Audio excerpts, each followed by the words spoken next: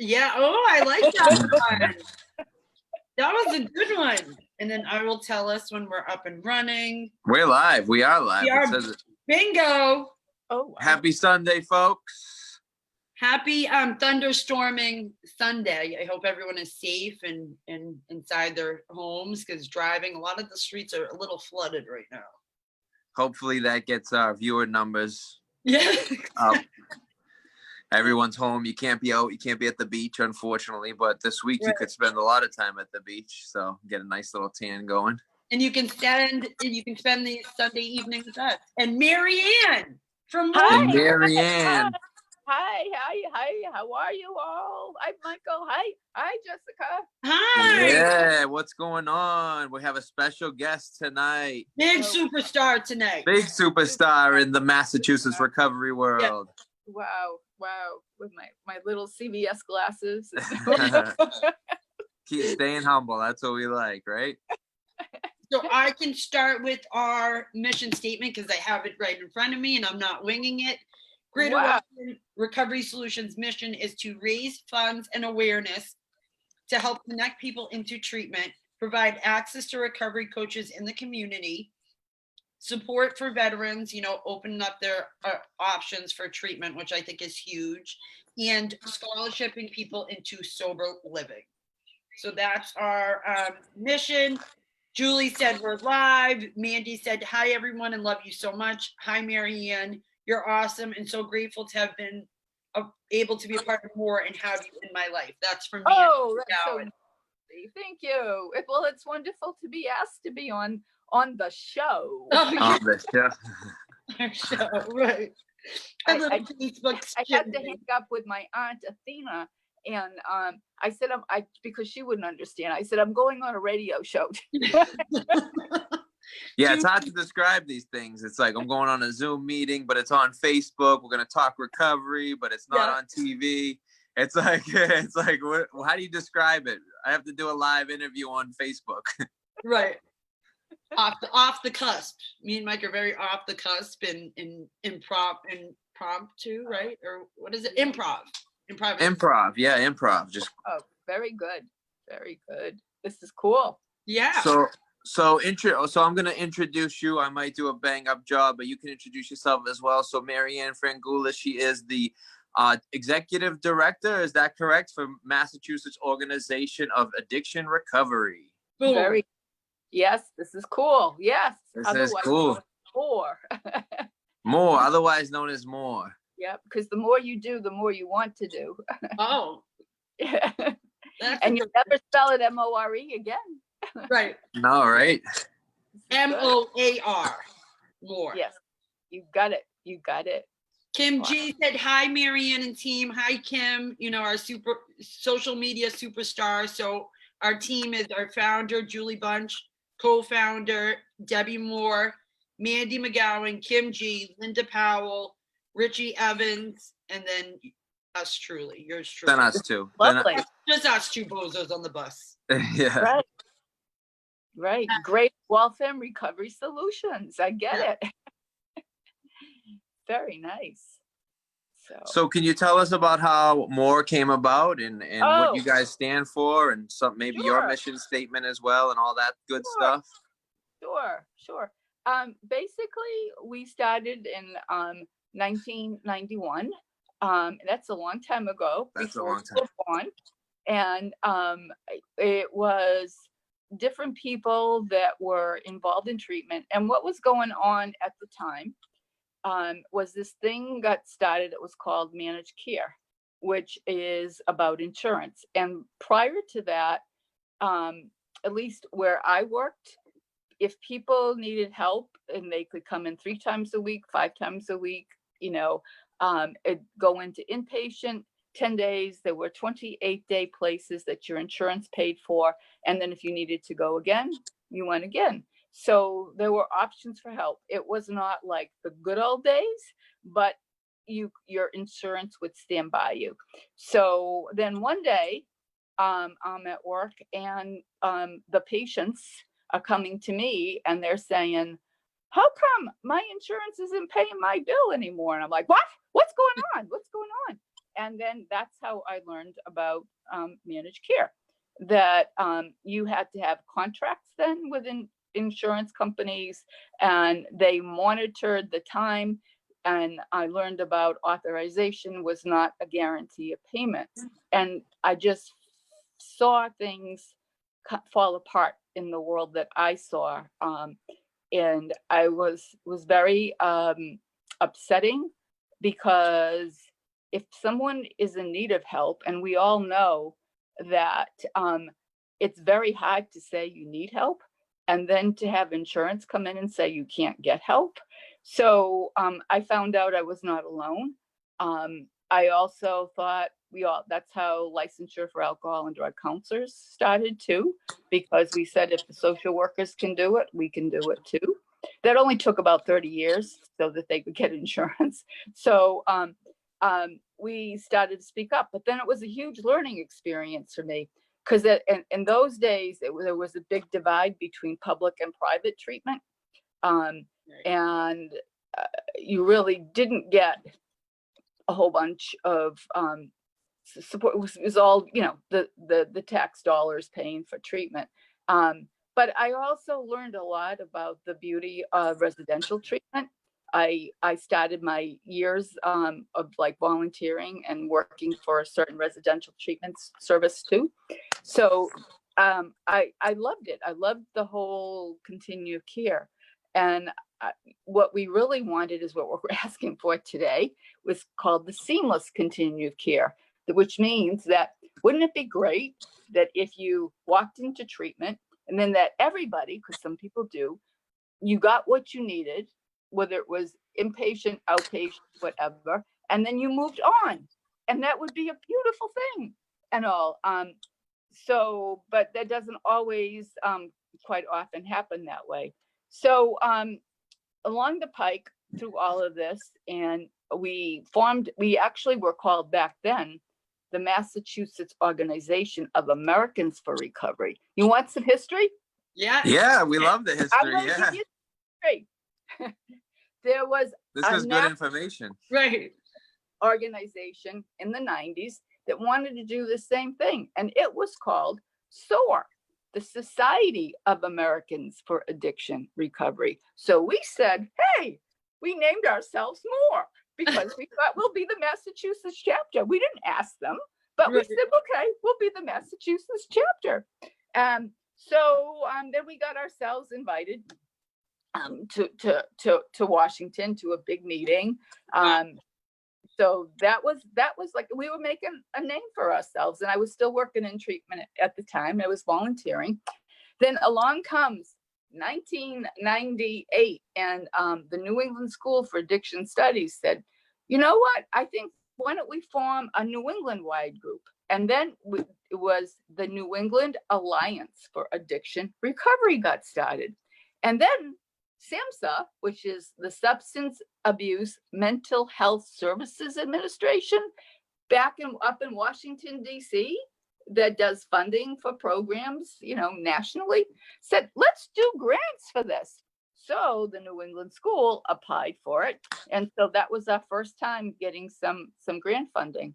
And we then became also funded with the Bureau of Substance Addiction Services. And then if you wanted to be a more member, you could, as you can today. You don't have to, if you just want to join because you want to be a volunteer, that's fine. But then we said, if you pay $7, you'll go to heaven. And then that. There you go. Great tie-in. How do you remember all those acronyms? I know, that's amazing. So we have a couple comments. So Trevi C. Hall, who had watched one of our shows in the past, said, hi, Maryann and Julie Bunch. Oh, hi, Trevi Hall. How nice. So, and then all the way from Springfield, Massachusetts. All the way from Springfield, Massachusetts. Hi, Trevi. We're going global. We're going global. Going global. And then global. How noble. one of our number one fans, Teresa Champa Leggero. Yeah, Leggero, yeah. Which is Michael's mother. Hi, Teresa. Hi, Mom. Hi, Michael's mother. How are you? My mom dropped us a couple months ago. Your mom quit on us. Kathy Spencer Toronto said, hi, Jess, Michael, and Maryann. So hi, Kathy. Oh, hi, Kathy. How sweet. So that's why I'll be jumping in with these comments. Oh. So So so you covered one of my questions. So that's where your funding to sustain, more comes from SAMHSA and BSAS. Is that those are two primary funding sources? Yeah, we have a few other sources, and we have, we go for grants, and we also look for what they call discretionary funds, like when all of us do our fundraisers, to be able to get funds in that way that aren't grant related. So and you're able to accept funds from the private sector? Yeah, exactly. Nice. Awesome. Yeah. So good. I mean, that you guys need it. You deserve it. You guys are on the front lines really advocating for people, being a voice for people. Like, I see the work that M.O.A.R does, and it's truly amazing. Like, every state should have something in place like M.O.A.R, and I don't think they do. So Massachusetts, for all that's said, does a lot for people in recovery or people seeking recovery. Yep, no, it's so true. But there is an association of recovery community organizations through a national organization called Faces and Voices of Recovery.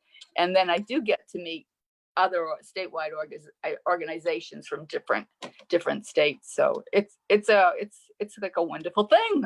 It's amazing. Yeah. Julie said you can't possibly compete with Maryann, Mike, with the one-liners. No, she's already. I've threw up the white towel. Exactly. She's like incorporating poetry with it. I'm like, she's coming up with one-liners for our little show. What did you say? The Sundays at 7 will get you to heaven. Yes, exactly. Yeah. And then Michael Cuddle said, hello, Maryann. Oh, hi, Mike. I know him. Yes.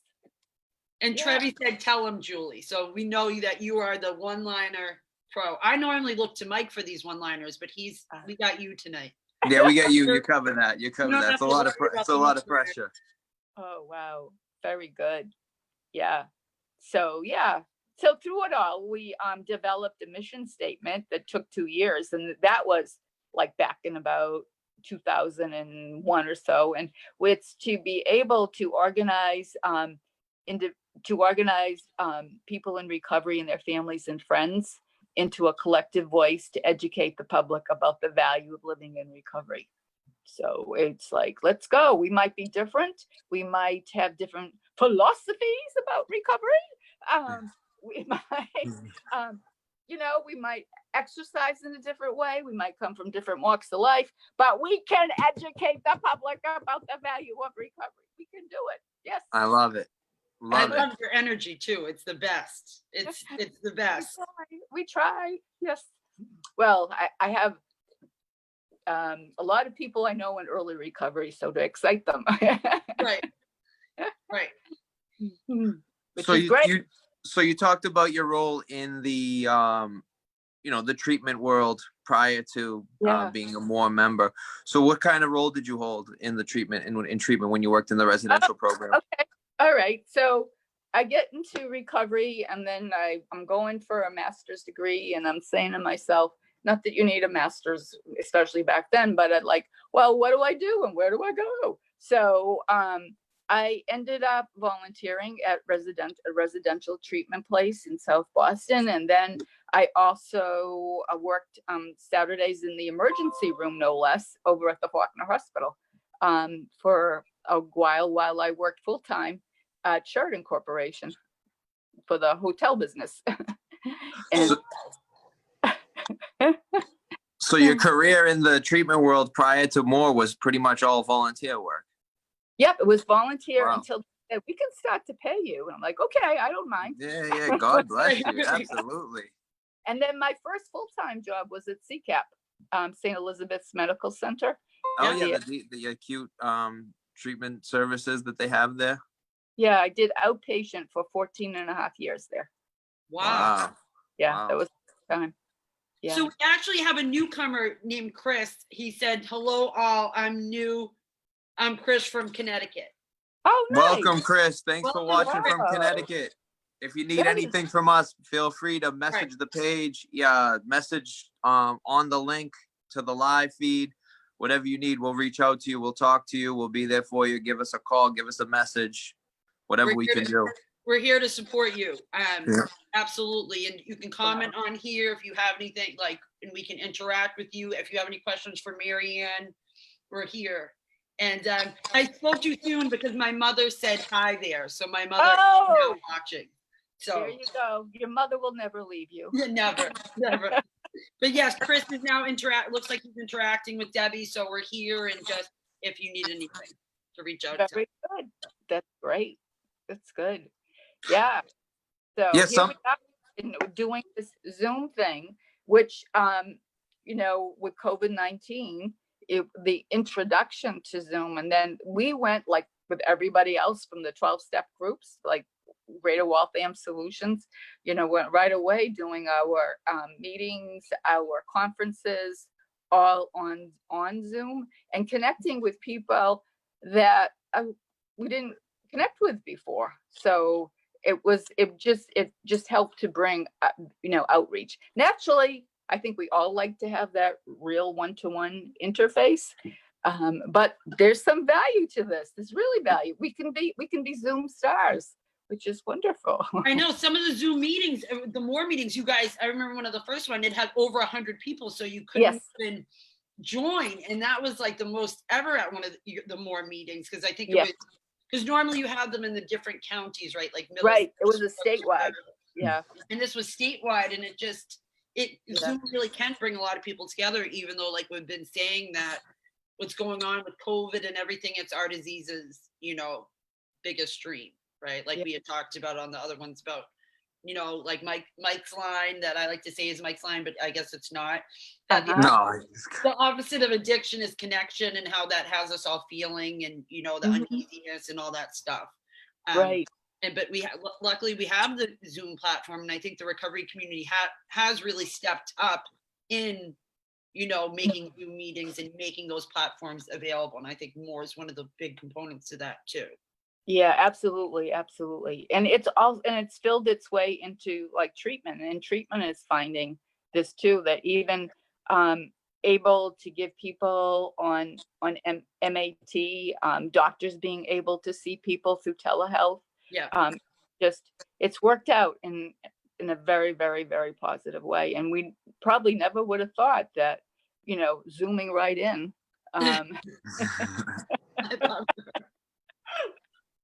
Well, your attendees at your M.O.A.R meetings now don't have to account for traffic. They don't have to account for, you know, showering and getting, you know, and all those other things. They can just pop on their cell phone, laptop, desktop, and boom, they're at the M.O.A.R meeting, you know, and we all know Boston traffic is up there with some of the most brutal. So if they don't have to trek it to Boston from all over, then just more access to people being on Zoom. That's so true. That's so true. Exactly. And you don't have to pay Mass Pike. Yeah. It's like $13 now to come into Boston from the Pike. Something like that. Yeah, just really, really good. So yeah, and then like coming out of this, there's the big moves to keep the, you know, what they call telehealth, to be able to continue to do some treatment, recovery support, because even recovery coaching, a lot of it is being done through Zoom. So the connections in the telephone, which is really wonderful. Yeah, and it's more efficient for, you know, therapists or even treatment centers if they can do like, you know, one session a week with their client rather than being in person. You're cutting down overhead, you know, less, you know, there's just less involved to make it all happen. Like less oil is needed to keep that engine running. So, you know, it's just more efficient. That's what I was looking for. But no, it's true. I mean, it's just more efficient. It's more just friendly for everybody involved. Right. And we've seen a lot of people that, you know, they opt to do telehealth, and they get more engaged with telehealth because there's something about the barrier of the phone between you and the person that allows you to be more candid, more open. Exactly. You know, it's like a safe net for them. Yes. Yeah, it really is.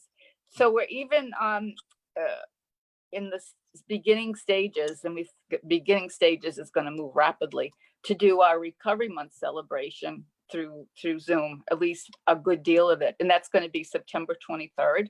And usually we do a march from Government Center through City Hall, and then go to Faneuil Hall with over about 1,000 people by the end of the day. And there's a whole bunch of, like, between music, celebration, people telling their story, policymakers and what have you. So one of the thoughts that we have is like zooming in to like the different, or maybe even with Greater Waltham Recovery Solutions, we might say, how are you doing today? Celebrating Recovery Day.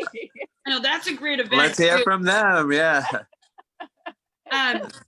Cassie McCarthy said the VA has done massive studies demonstrating that telehealth has the same outcomes as in-person therapy. Interesting. Yeah. Wow. So you got the stats and facts to prove it. Yeah, Wow. Exactly. Wow. Exactly. We'll put that one down in the footnotes. That will be great. No fact checking. We'll just put it out there. Right. Right. Very nice. Cool. Good. Yeah. So you yes. talked about the divide between treatment in the public sector of treatment and the private sector of treatment. How do you think we've made strides to mitigate that?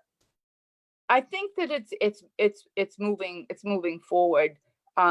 Naturally, a lot of people don't have the funds to pay for private. But I would say,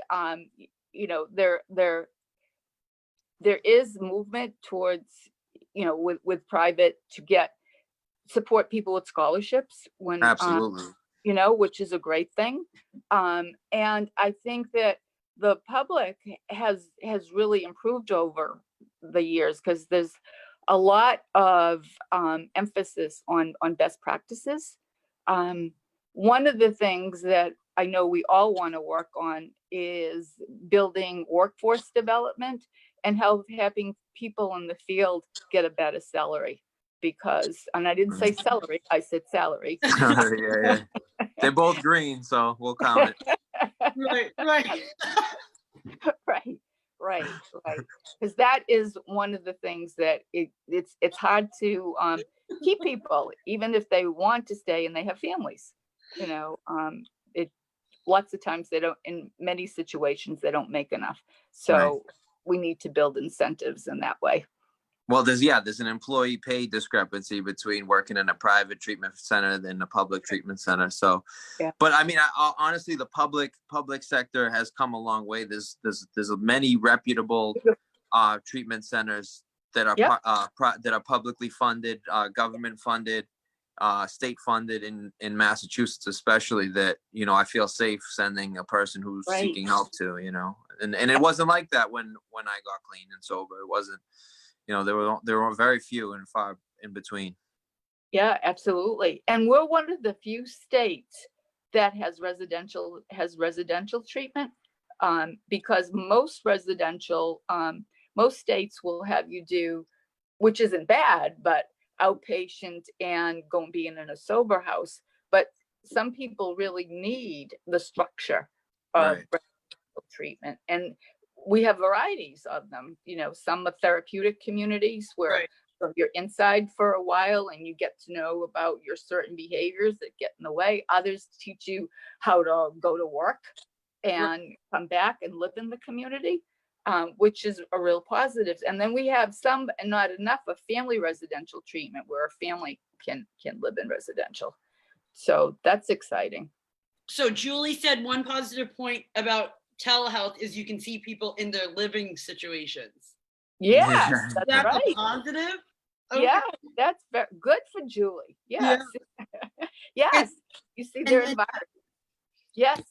Kathy Sheehan Collins, someone that she actually got me into treatment 3 years ago. Oh, nice. Kathy said, hi, friends, and said Spectrum has beds if anyone needs a bed. So thank you. Wow. Hey, Spectrum is one of those.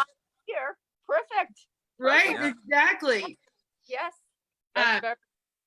They also have COVID segregated, meaning that if a whole dedicated treatment, residential treatment, if in case people are suffering from COVID, which is important. It's a way to keep Absolutely. safe. Yeah.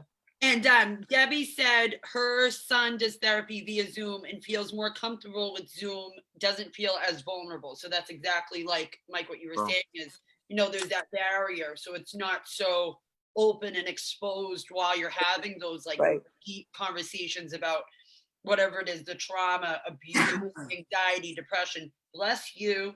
Thank you. You caught that, huh? I catch everything. I'm a mother of 2 boys. I catch everything. Yeah, Kathy just said to a COVID unit. So they have a COVID unit, which is, you know, incredible. Yes. And Incredible. Spectrum is one of those great facilities that I talked about. Right.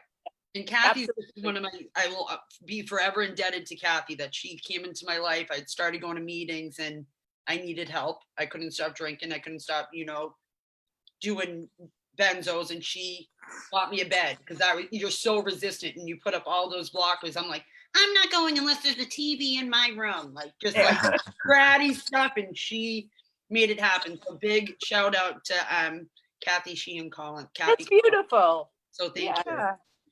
That's very nice. Yeah, and you're here today. I am. Woo!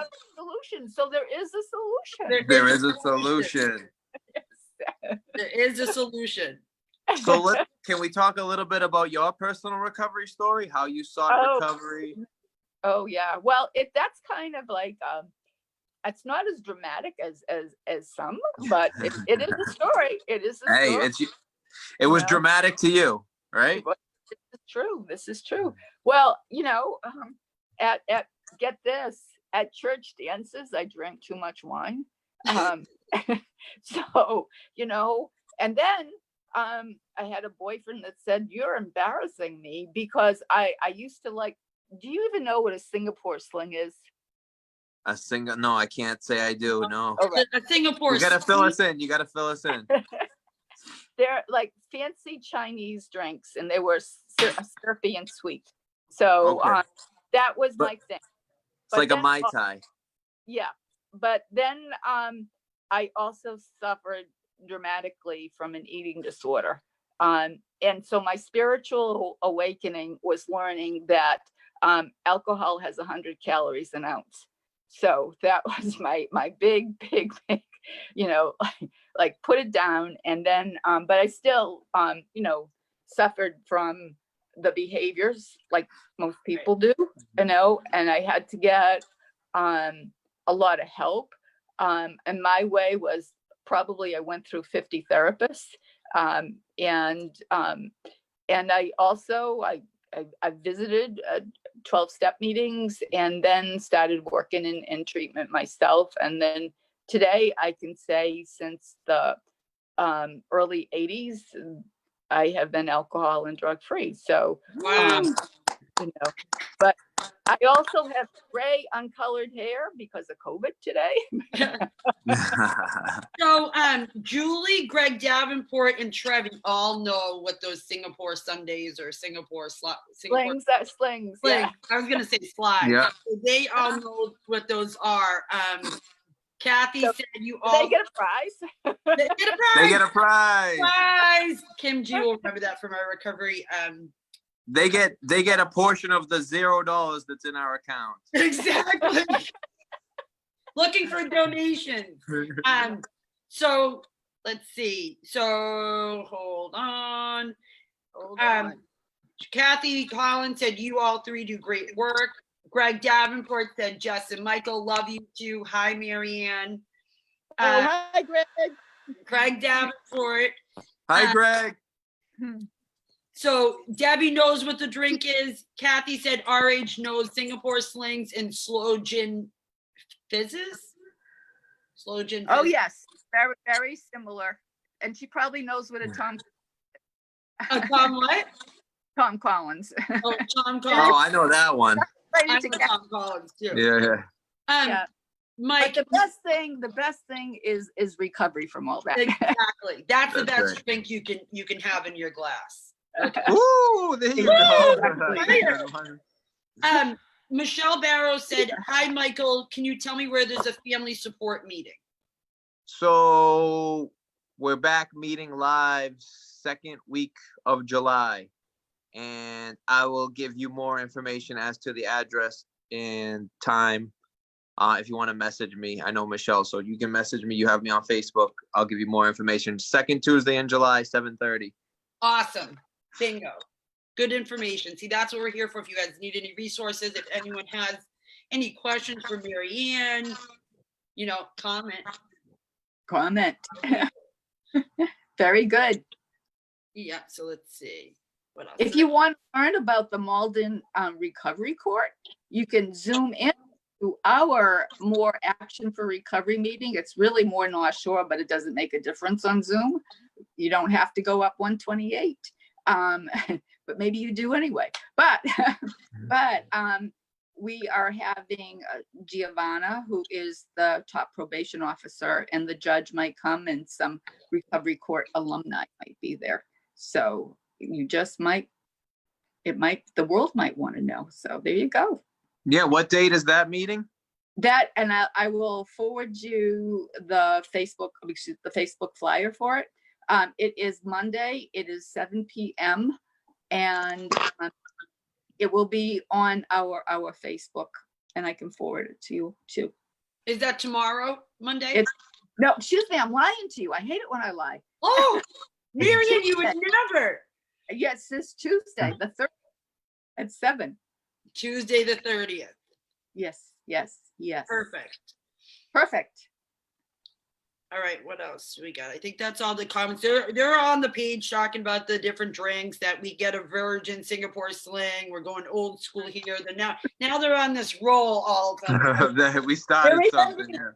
This roll that we started about these drinks that I have no idea what any of them are, but that's okay. Well, 1970. We know Mai Tai, Scorpion Bowl, Zombie. Those are the ones I know. Yeah, Okay. Ice Luges. What else do we got? All right, enough promoting alcoholism. Exactly. Exactly. Very good. So can you tell us about some of the advocacy M.O.A.R has done in the past? Yes. Some of Yes.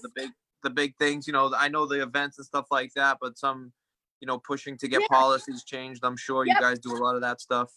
Absolutely. Are you familiar with the Good Samaritan law? I am very familiar. And Yeah. what is Good Samaritan law? If someone overdoses, you can feel free to call law enforcement without the impending doom of being arrested while being at the scene. Yeah. Exactly. That's be able to call 911. And how that all happened as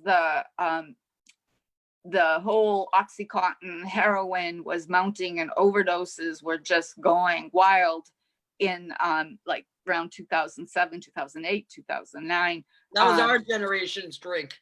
Yeah, that was my drink. Yeah. Yes. So people found out. Do you know the first state that had a Good Samaritan law? Massachusetts. No, we copied the one that did. New Mexico. Florida. New Mexico? New Mexico. Wow. That's where I was born, of course. That's Oh my God. Santa Fe, New Mexico. Yes.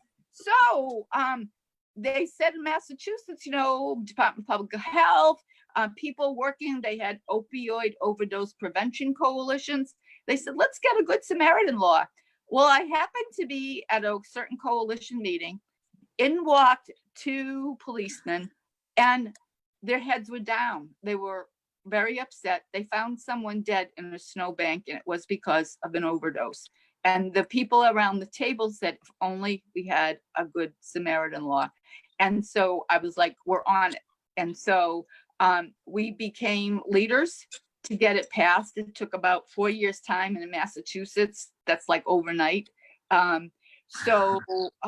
We had great people, there were firefighters, there were policemen, there were the advocates, there were people in recovery. And when we went to the State House and we spoke before committees at the State House, because that's what you do when you want to get a bill passed, you have to speak before the state legislature. And they were like, they were crying, listening to the stories. And so we had people who had reversed overdose, parents who had lost their kids. And then it was passed, which was That's beautiful. Yeah, it was. So then so now it's passed. What do we do with it? So because the law is passed doesn't mean it's going to be enforced. So there was a lot of good Samaritan law education that the coalitions took up. We took up. We still keep it. We have a really good resource guide. It's called a mini guide with more to come.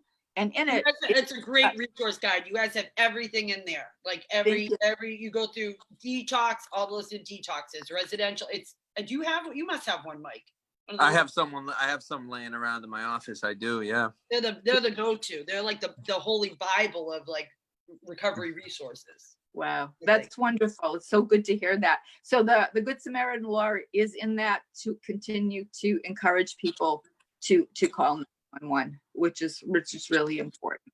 And so, I mean, it's challenging because overdoses still continue, different drugs continue, but at the same time, I think it would be totally that much worse if people weren't working as hard as all of you doing with the Greater Waltham Recovery Solutions and all those up, and then to get firefighters and police all involved in that is really wonderful to go out and try to save lives.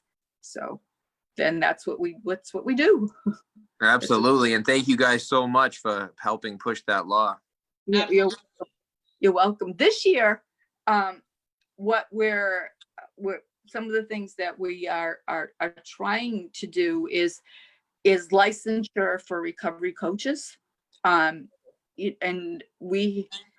just happened. And I'm like, sometimes I say to myself, how did I get involved in this? BSAS, which is the Bureau of Substance Addiction Services, part of the Department of Public Health, had this meeting, and they all started talking about the Recovery Coach Commission got legislated to really take a look at what is going on with recovery coaching and how do we develop, if we should develop, a state certified certificate. There is a certificate right now that's volunteer, but why don't we aim for doing something that actually gets it licensed? So we held meetings that helped to advise that committee. We had a person on the commission, and still we're meeting to really and truly help the recovery coaches make sure that the licensing moves in the direction that they want it to be. So hopefully that is what will happen, and we will see. So I'll be glad to forward any kind of information if people want to get on board with it and move get it to go in the right direction. And we've got great legislators supporting that, so we shall see. And also Baker has a bill on it, which is a good thing. That's awesome. Athena Ruth said, hi, everyone watching from Mississippi. Oh my goodness, you're worldwide. And Athena, welcome. Central Mass Regional Coordinator, but she's watching tonight. That is so wonderful. Isn't that so cool? So we have someone from Connecticut and Athena's in Mississippi. See, that's a great thing about Zoom and our Facebook. Yeah. You can be anywhere in the country and still get to come hang out with us on a Sunday evening. Yeah. What more could you want? Exactly. The other thing we're doing is that we're recognizing we haven't done enough to help to end racism. So we're awesome. Yeah. And it breaks my heart. And I need to know the language, the history, the what to do, the what not to do. And that's the eye of it. If we as people that worked for M.O.A.R, we as board members, we as members, so we're working from doing what we call an internal assessment. Let's see what we can do from the inside to be able to help on the outside, because 400 years of oppression has to stop. Right. And we applaud all the people that are speaking up. Amen. Thank you so much. Absolutely. Yeah. Can you tell us about the HEROES Act? What's the HEROES Act? Oh, did Julie just email you? She loves hearing about the HEROES Act. She loves the HEROES Act. Yeah. She texted you. She's doing she's doing some consulting on this interview as we Right. speak. I figured. But I don't know what it is, so she's doing a good Me job. neither. Exactly. Those are the best kind of questions for Mike to ask when we really don't know the answer. And we're really- Yeah, really. Well, it's all about how we can all be heroes. You probably know that the federal government has passed 2 what they call stimulus bills to be able to stimulate the economy while we all had to be inside.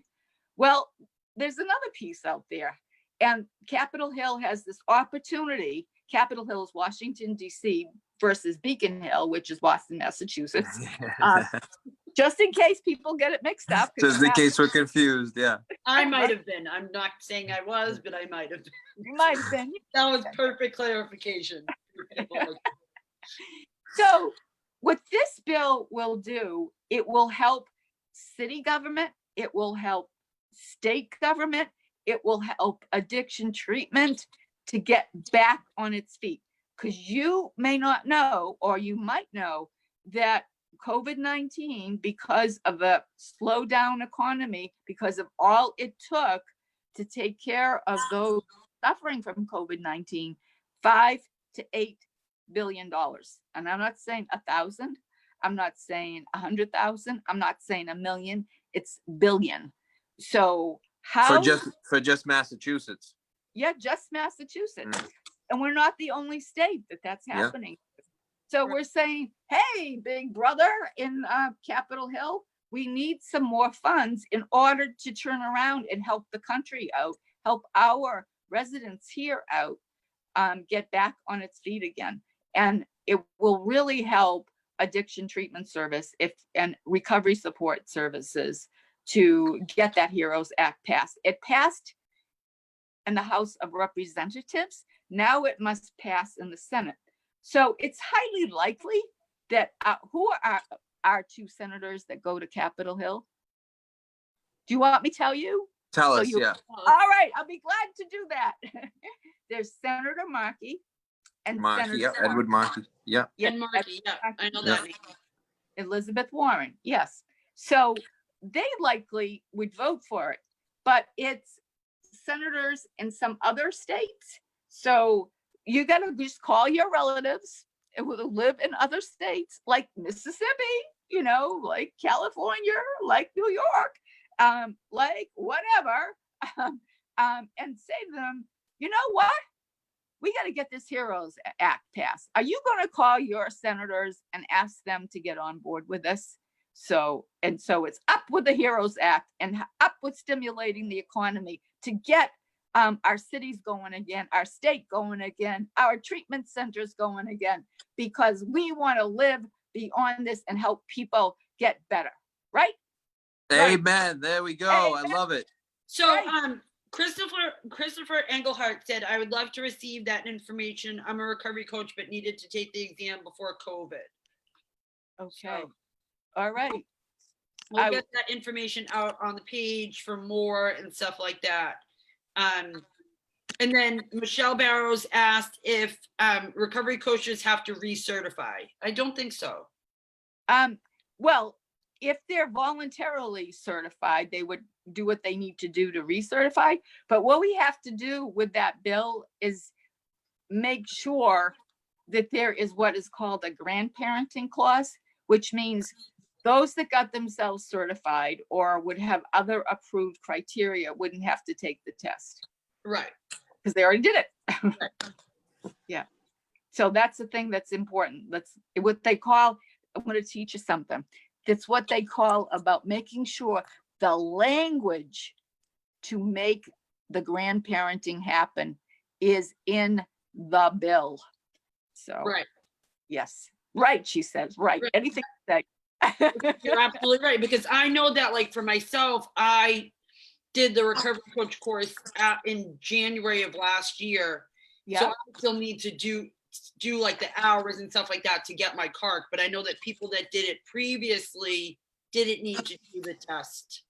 Yep. Or Yeah. something like that. I just know that. Yeah. So Like it's simple. Julie, I don't think she was grandfathered in, and a couple other people I know were grandfathered in. Oh, yes, for the CARC. Yeah. So we want to do something similar for the license.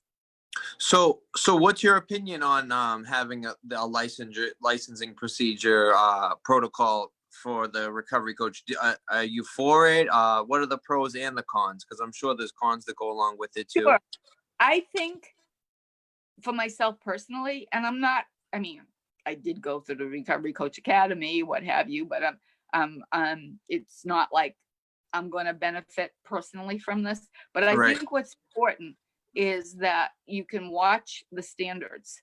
And one thing that we meaning those on the committee, want to make sure that the board has 6 recovery coaches on it, so they can have a voice, because it's the people working as recovery coaches that can share what is important to them to keep the license and the profession growing in the way that it needs to grow, and keep it so it's meant what it should be, because a licensed recovery coach is not meant to be a drug counselor.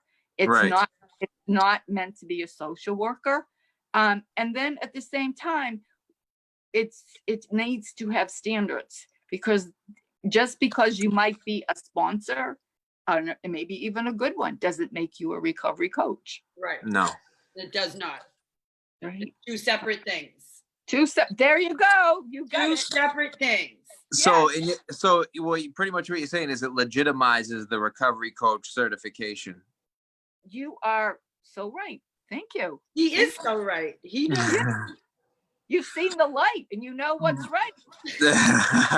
But in a way, like you said, it does, like maybe people could misconstrue the whole, I have a license. Maybe you think you're a therapist. So that's where I was like, there's pros and cons to that, where it's supposed to be almost like informal, peer to peer. You're not really supposed to give advice, just, be there for someone. So, yeah, I can see where there's pros and cons, but licensure would make it more legitimate, and it would be something that you could have more oversight, more supervision. I would assume. You got it. You could go do a commercial for it. You could do that. I know he's got it. And so now we have a comment from your mother. She said, "Thanks, you guys. Another very informative week. I really appreciate everything that you're doing." So she really agrees that you should have a commercial for this. Yes. My mom agrees to that. I don't know. I'm just assuming she did. Funny story. She put me into modeling when I was a teenager. Well, no, when I was about 10. So yeah. Oh, wow. So she thought I should be in commercials too. Exactly. I was in a chocolate milk commercial for Whole Foods. Really? I was. I don't know if they ever showed it anywhere. It was. Greg Davenport said Maryann is a rock star in my book. So that's what Greg Davenport said. You're a rock star in our book, Greg. Yes, he is. Trevi said recovery coaches have to recertify every 2 years after initial certification. Yes, that's true. So that is accurate. Julie said you need to do a certain amount of hours of education, I believe, every 2 years to keep your certification. So this is true. And then Peter Burke, hi Peter Burke from Hi, Farm Peter said hello to all. Shout out to Maryann for her dedication and the important work done by M.O.A.R. So that's so nice. Wow, that's so nice. Yeah. We're so nice, our commenters, our viewers. Yeah. We don't have many fans, but the fans we do have are loyal. Quality over quantity. Yes. Quality over quantity. That's right. At least they tune in every week. Maybe our moms, but it's okay. They think they thought we should be in commercials when we were young. So this Facebook Live, they're probably like, this is exactly what I was waiting for. Made it to the big time. I'd rather have 4 quarters than 100 pennies. Bingo. There you go, Mike. All right. What do you got next on your list? Anything? No, I'm listed out. We can freestyle it from here.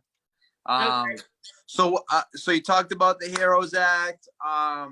What's the current climate of the recovery world due to COVID, or the mental health world due to COVID? What have you felt? Is there a spike? Good question. Good winging it. we are going to literally find out as COVID, and hopefully COVID subsides some point. But we're hearing about, probably overdoses not getting the attention because of COVID. Okay. One thing that we've always known, but it's come to light, is the relationship between experiencing homelessness and addiction and the vulnerability. Right. Also, again, mentioning community of color, that relationship. So it's huge. And I hear it because during all of our, Zoom shows, so to speak, or Zoom meetings, we could do one in Boston, we could do one in Western Mass. They're saying the same thing. And having the supports in place for people that meets their needs is truly significant. So we're seeing that in a big way. So it's the opportunity to move forward. The other thing is, because of the concern of this $5 to $8 billion shortfall, people are very concerned that there'll be cuts, Right. if the Heroes Act doesn't. So it's really going to be important to say to us state legislators, we've been helping out, we've been supporting people through all of this, and it would be terrible, say, like if they cut residential treatment. Right. If they cut, we just got 26 recovery centers. There were 8 of them that got funded last year. Right. If they cut, and everybody's saying how wonderful they are, and offering that place of support for people, even during COVID-19, they're offering the Zoom meetings, the Facebook Live, the what have you, and some doing actual outreach. So it's really important. So one of the things that we are saying is no cuts, and the only thing that we're asking for money for is, are you familiar with ATR? Oh, somewhat, yeah. A little bit. What does it stand for? I don't know what it stands for, but I know it's Treatment for recovery, something treatment recovery. Yes, it's access to recovery. Okay. access. Okay. Yeah. I was off a little. I like these pop quizzes. This keeps it lively. Yeah, you're keeping me on my toes. We should ask all of our guests. Make sure you have some pop quizzes for us. Yeah. At the end of the show, you'll get a straight quiz and you'll be graded. Ah, Oh, good. there we go. Put the pressure on. So access to recovery is both, it's federally funded and has some state money, but we ask for a little bit more state money because we want to keep it going. It's in 4 cities. It's in New Bedford, Worcester, Springfield, and Boston. And what it does, it helps people who are in early recovery that have criminal justice histories, women who are pregnant and parenting, and veterans who need that help. It might mean they need a coat for the winter. They need some support. They need T-pass, things like that. You got it. You got all those, that step up. They've also done some groups in recovery. They've also done some other supportive services. They've also given out sober living scholarships. So that's it. And the other thing is, do you know what Mass Rehab does? You can go take classes and courses and stuff if you're someone in recovery. You can. It also helps out other people that may have lost their skills, that suffer from a disability. Okay. And have minimal amount of funds to help themselves. Well, Mass Rehab lost a bunch of their federal funding maybe 2-3 years ago.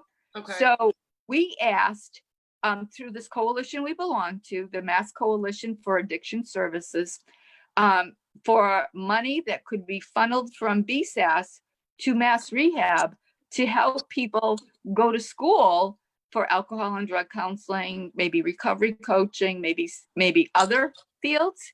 Yeah. Because when that loss came, there was like a 2/3 drop in enrollment for alcohol and drug counseling. So Wow. we can't have that. We just cannot have that. We need to have people feel, have some kind of means for going on to school in a big way. The other thing is, did you know that the state put in some funds for 26 co-occurring residential services? Do you know what I mean when I say co-occurring? Mike does. Yeah, like a dual diagnosis There you go. facility. And what does dual diagnosis mean? It means a substance use disorder primary, mental health diagnosis secondary. Very good. Very good. He knows his stuff. Yes, that's wonderful. So in order to do that, you got to know how to do co-occurring. You have to have a co-occurring licensed therapist, I thought you were going to say you have to have a co-occurring disorder. or a psych nurse practitioner. Or, at least know how the difference of how to help people that have mental health and how to help people with addiction. So we ask for support for funds for that kind of education, which is really important. So that's just like a lot of money to me, but for the state, it's not all that much. It's like 2 million for this, 1 million for this, 2 million. Because before that, we were saying 20 million for this, 30 million for this, 40 million for this. And we think we would be laughed out of the State House this year. This year, yeah. But maybe not next year. Christopher Engelhardt said, I'm a drug counselor right on Mass Ave. This COVID has been a huge hit to the recovery community, i.e. methadone mile. I'd be really interested to see the numbers. Yeah. Yes. Yeah. Yes. And he also said, Mass Rehab is a great program. I utilize it a ton. And Greg said, it's a great path for folks coming out of incarceration as well. So we got to keep it going, right? There we go. We got to support it. Yes. So we have a few minutes left. Any wrap up stuff or anything that you want me to wrap? Wrap? Yeah, I'd love if you wrapped. That would really make our viewers go up. Yeah. So feel free. Oh, right. You've been rapping. You've been saying, what did she say? Like heaven. I like heaven at 7, right? Heaven at 7. You get it. 7. Right. You get it. Sundays at 7. Yeah. Any other questions that we might have? Let me think. My brain is going with all the information. That's a lot of, a lot of stuff. Well, what about we read the mission statement again, just so everyone knows what we're here for? We are here. Yes, here we go. Greater Waltham Recovery Solution mission is to raise funds and awareness to help connect people into treatment, provide access to recovery coaches in the community, like here, extra support for veterans. Anyone who watched last week, we had Murph on about his son. We need more support for veterans, and it sounds like Maryann has some resources for vets as well, which is great. And so get people into sober living. We are still looking to get some donations. We're figuring out fun and ways to get people involved and to donate. It doesn't look like we're having our fundraiser in September. So if you know anyone that wants to donate, just reach out to us and we can connect you, because we do still want to stay with scholarshiping people into sober living. That's beautiful. All that stuff. That is really beautiful. Absolutely. Our services are all free. Mike is our navigator, and he's been getting people into treatment left and right. It doesn't matter if it's detox, PHP, residential, outpatient, just needing some extra resources. He's been there, and as well as the rest of the team. So we're still full function. We're only a call away or a message away. A message away. A message away. And in your mission, you use the word connection. Do Yep. you know what the Recovery Month theme is? Connection. Join the Voices for Recovery, celebrating connection. Oh! So they're going back and forth a little bit on the page. And Julie said, thank you, Maryann. Please join us next week and tell all your friends. Tell them all. You too. Thank you so much, Maryann. You were amazing tonight. Maryann, I wish I could have just a little bit of your energy. Well, Just you like got this much much of it. of Because it. you've already, I was kind of tired before the show, and now you've had me like an hour with Maryann is like drinking a cup of coffee. There you go. And you're yawning, like I see you. Like a butterfly. I'm yawning because I'm tired. Well, thank you, Maryann, and everyone out there. Stay safe in the thunderstorm. Yes, yes. It's going Stay. crazy behind me here in Newton, Massachusetts, live from Newton, Massachusetts. And don't Live forget, guys, don't forget, this is important.